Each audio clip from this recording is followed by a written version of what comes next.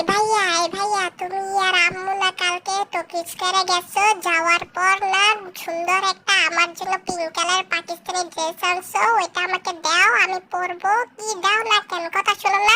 এই নে তোর ড্রেস পরাইতেছি, নে খুব সুন্দর ড্রেস। এটা কি পরাই দিলা? হ্যাঁ, এটা গলার মধ্যে আমার কি পরাইছো?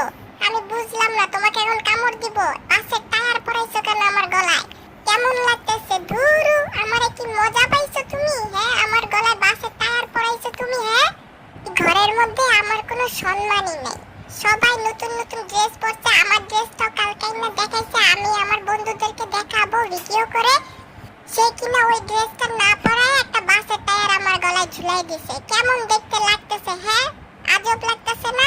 ধুরু, ভালোই লাগে না, এই বাসায় থাকবোই না।